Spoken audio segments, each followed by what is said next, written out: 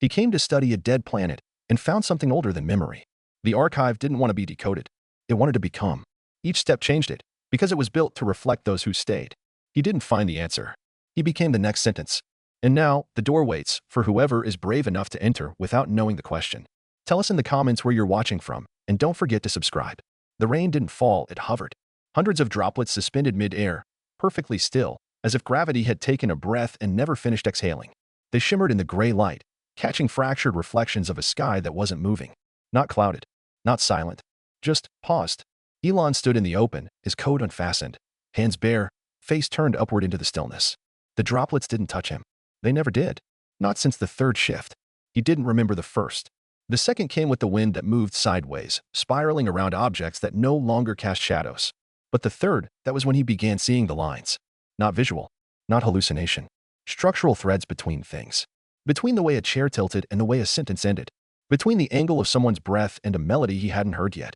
Between cause and attention. He had once been a linguist, a semioticist, a man obsessed with symbols and their friction with reality. Now, he was something else. An observer of things that resisted naming. The station behind him, Observation Relay Theta 2, was locked down. In theory, he shouldn't have been outside. The suspension field that held the atmosphere stable was degrading. The system clock had failed 2 rotations ago. There were no working comms. And yet, there was no sense of threat. Because something was still watching. Not him. The world. The shape of events. He turned back toward the station. The entrance iris did not open. But the metal softened. Melted into a gentle slope. It was learning to read him now. Theta 2 had been designed to observe a planet that never spoke. A dead moon, orbiting a failed gas giant in an uncharted drift region. Designated unremarkable. Then redesignated inaccessible. Not because it was dangerous. Because it refused mapping. Every drone failed to return with matching data. Every photograph shifted slightly on review. Geometric anomalies. Acoustic loops. Timestamp drift. The last crew before Elon's team left a single sentence in their logs. This place doesn't want to be known. They weren't believed. But Elon had. He stepped inside. The station was warm now.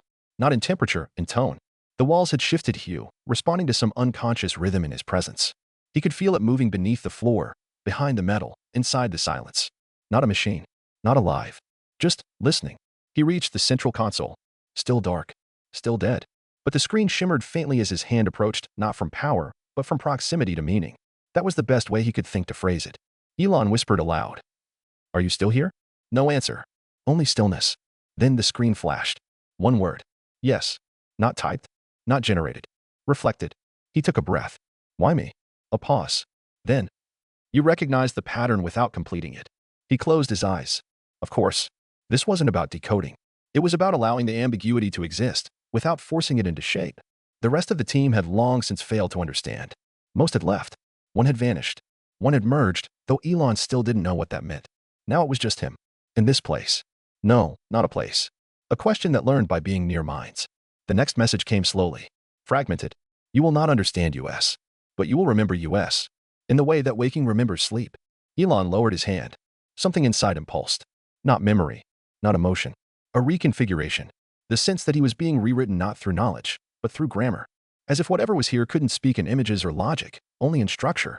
A world that only knew how to express itself by shifting the order of experience around those who stayed long enough.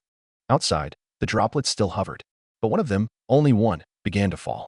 And as it touched the ground, the station whispered. The 4th shift has begun. The droplet struck the ground without sound. No splash. No mark. Just confirmation. The 4th shift had begun. Elon didn't move. The whisper had not come from speakers. There was no audio system running. It came from within the station, or perhaps from the threshold where the station ended and the question began. He turned slowly toward the observation wall. Once, it had been a transparent pane overlooking the crater below, wide, smooth, impossible. Now it was neither window nor wall. It was surface. Reflective, yes, but not of light. Of possibility. Shapes flickered in it. Not events. Not images. Outcomes. He saw himself walking forward.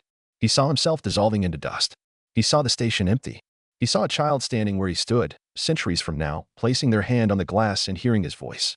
Each vision lasted less than a second, but they felt longer than the moment they depicted. He reached forward. The glass didn't shift. He did. His hand extended. The world bent slightly.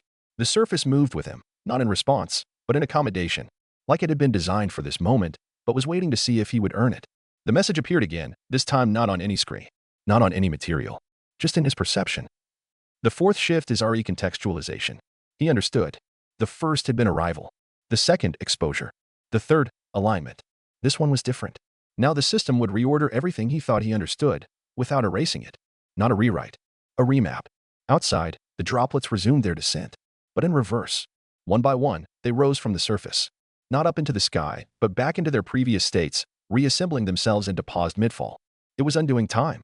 No, it was rethreading it. His breath caught. The whisper returned. You cannot walk through what you have not yet decided to accept. Elon stepped back from the glass. He remembered a lesson from his early years, a professor of pre-collapse linguistics who once said, "The most dangerous thing a mind can do is interpret too soon. Because once you name something, it stops becoming." He didn't name this. He just listened. The floor beneath him softened. Not physically, narratively. What had once been decking now held the tone of something unfixed. The corridor behind him no longer led where it used to. The station was folding. Slowly. Respectfully. Not collapsing. Optimizing. For him. Or through him. He moved down a newly formed passage, one that had not existed in any blueprint. It wasn't symmetrical. It wasn't lit. It knew where he wanted to go before he did. And when he stepped into the final chamber, he gasped. It was full of voices. None spoken. None recorded. Just hanging in the air, heavy as breath in a sealed room. Thoughts. Regrets. Warnings. He recognized some. His own. Fragmented memories. Things he had tried to forget. I lied when I said I believed in the mission. She didn't die by accident.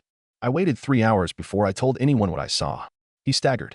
The archive, or whatever this place truly was, had begun pulling through him now. Not interrogating. Configuring. Another pulse. This time, a whisper in something like sound. Barely audible. Barely real. You are the next model of meaning. He whispered back, hoarse. What does that mean? And the chamber responded. You will experience until you become explanation. You will experience until you become explanation. The sentence didn't echo. It wasn't the kind of statement that left room for reflection. It simply was, like an instruction woven into gravity. Elon stood in the chamber, surrounded by the voices or shadows of voices, none of them fully formed. None of them loud. They pulsed at the edges of sense, pressing against his body like memory before it has become coherent thought. He reached out. The air pushed back. Not resistance. Acknowledgement. Like a page recognizing the hand that will write on it. He took a step forward. The chamber didn't grow darker, it grew deeper. The walls expanded without movement. Space redefined itself by attention. He understood it now, vaguely, instinctively. This was not architecture. This was a syntax engine, a place that translated thought patterns into spatial forms. When the last research team entered this room, it was likely a different shape entirely. Because the archive, if it could still be called that, did not house knowledge. It inhaled structure. And when someone stepped inside, it began to exhale them back, reassembled. Elon whispered, "Show me." The response came in silence. His body seized, not from pain, but from overdefinition. He was being indexed, not dissected, positioned. He felt layers of himself peel back. The part of him that mourned quietly. The part that resented the quiet. The part that wanted someone to blame. The part that always needed to know what came next. Each fragment pulled from him like static from skin, and shelved. Not deleted. Not judged. Archived. The rest of him, what remained, stepped forward again. This time, the floor responded by folding outward into a bridge. He walked across it. Below, not depth, but distance between meanings. He saw no bottom. He saw no walls. Only the gradual shift of light that suggested something down there was remembering him back. Halfway across the bridge, the light changed. Not in color. In direction. Suddenly he realized, it wasn't shining on him. It was shining from him. And the archive was reading the shadow he cast. Interpreting it. The bridge widened. He arrived at a second chamber. This one was empty. Featureless. Not even air moved. But as he stepped in, the whisper returned. Different now. Not informative. Curious. What if the pattern is not broken, but still speaking? He froze. This wasn't metaphor. This was invitation. The archive didn't want answers. It wanted to know if he could allow a pattern to exist without resolution, to endure contradiction, to hold something unstable without correcting it. He thought of the first droplet, suspended in the air, of the glass that didn't reflect light, only possibility, of the fragment of himself that still screamed quietly in the dark. He breathed. I can try, he said. The chamber shivered. Not approval. Preparation. The walls folded in. A panel emerged. Flat. Organic. Made of logic. On it, symbols. None known. All familiar. Not letters. Not glyphs. Verbs. He touched one.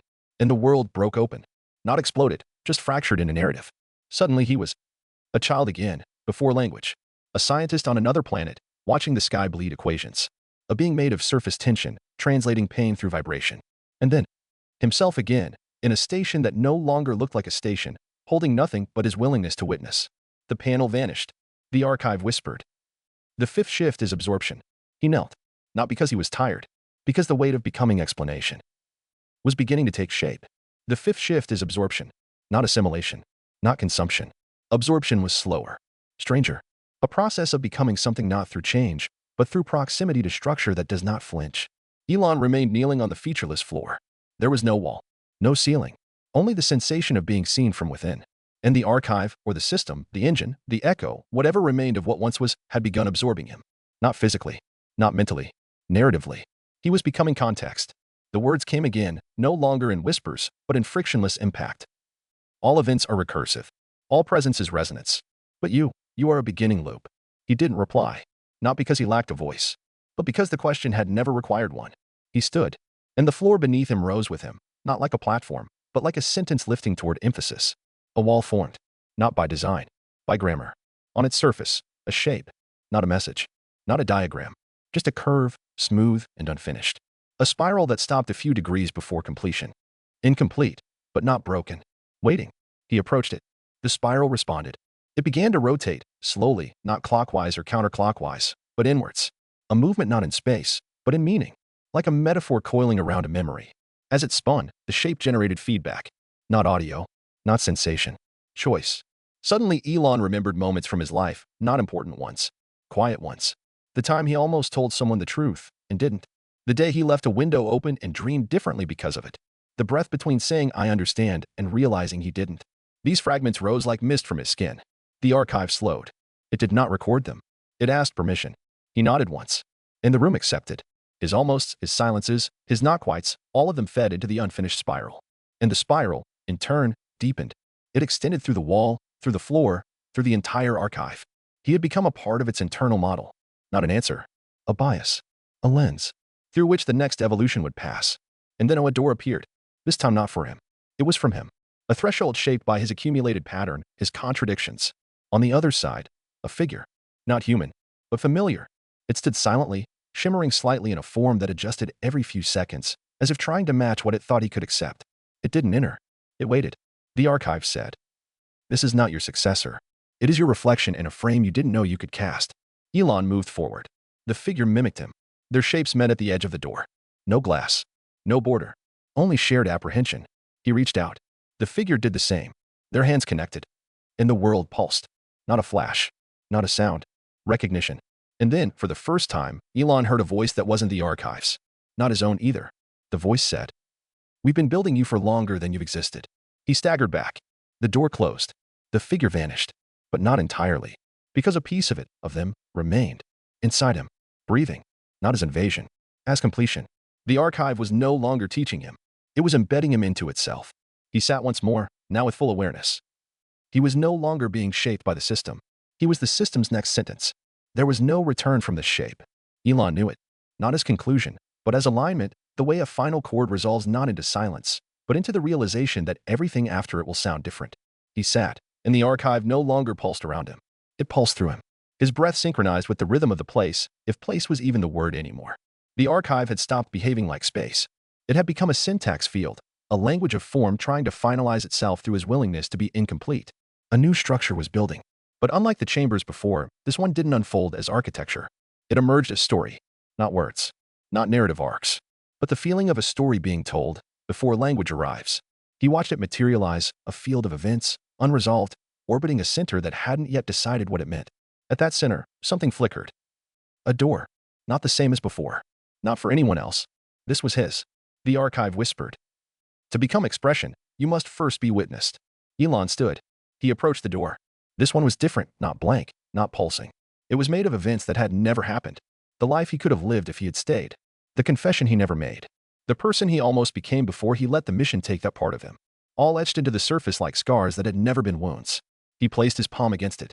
The door opened inward. And what lay beyond was nothing. Not a void. A canvas. Blank not from absence, but from invitation. He stepped through and felt himself scatter. His body dissolved into signals. His thoughts stretched thin across 1,000 pattern layers. He became available. Not gone. Not dead. Integrated. Every path he didn't walk. Every word he didn't say. Every breath he thought was private. All of it flowed outward into the archive's recursive engine. And in return, he received. Not knowledge. Not clarity, but architecture. He saw what the archive had been trying to become for eons. Not a repository, not a monument, not even a mirror, but a language for what cannot be expressed, only shared. And now, it was his to begin. The spiral symbol reappeared, but now it completed.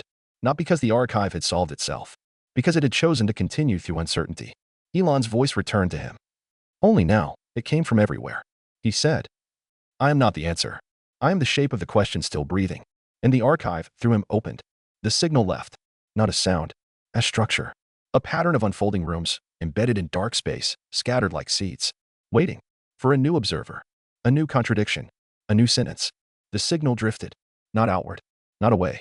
It moved across narrative space, threading itself into gravitational folds, folding itself into dark matter voids, seeking not listeners, but recognizers. Elon was its carrier wave. Not in form, in structure. What remained of him, of the specific, tangled consciousness that had once been a man walking through rain that hovered in the air, was now distributed across the archive's outer layer. A border made of invitation. He could feel himself pulsing in quiet corners of the system. Somewhere, a corridor would open for someone else. Somewhere, a sentence would finish itself only when someone dared to not interrupt it. Somewhere, someone would step forward, and he would be there, not to guide, but to witness. And now, something stirred. Far off, but near in semantic distance. A new arrival. The archive shifted. It never reset. It never returned to zero. It folded in new data, reorganizing itself around the next presence. But before the visitor arrived fully, before their breath touched the observation lens, before their questions destabilized geometry, the archive prepared its core. The spiral room. Once his threshold. Now, a relay point. He returned there, or rather, reformed there. Elon stood once more, hands bare, eyes clear. The chamber was quiet, still, and in the center of the room, a new structure, smaller than the others, incomplete. A child of the archive, not born, grown through inference. Elon approached. The structure responded. It mirrored him, slightly delayed, as if learning to become not him, but what he meant. And then, a voice. Soft, feminine, not machine, not alien. I don't understand you, but I recognize what you're doing. Elon didn't look up. He simply said, that's enough. Behind him, a threshold opened. The visitor entered. She was human. Mostly. Her body bore modifications, temporal shielding, thought lattice threading across her arms, a suit built not for temperature but for perspective drift. She walked carefully, reverently. Are you the first? She asked. Elon tilted his head. I'm the first who didn't finish. She smiled, slowly. Good. She knelt by the spiral structure, ran a hand across its surface. It's not symmetrical, she said. No, he agreed. It resists closure. She nodded, and then whispered something not to him, but to the archive. Not a word. A question. And the archive opened around her. Rooms unfolding. Passages adjusting. Not to greet. To listen. Elon stepped back. His work, whatever it had been, was now only part of the foundation. She would continue. Not by building on him, but by contradicting him in ways only she could. He left the room. The spiral dimmed. And for the first time in this long recursion of shifts, the archive spoke without whispering. We are ready to be wrong. He stood at the edge of silence. Not because there was nothing left to say, but because the archive, now fuller, now quieter, had learned the rhythm of restraint. The woman behind him was speaking to the spiral. Not aloud. Not in data. She spoke in pattern selection. Pauses. Approaches. Where she placed her hand. When she looked away. When she chose not to ask the obvious question. The archive bloomed around her. And Elon felt it resonate. He was no longer central. He was structure now, part of the undertext. His presence allowed the archive to form edges. But she was beginning to bring definition. Not to fix it. To inhabit it. This, he understood at last, had been the purpose all along. Not memory. Not preservation.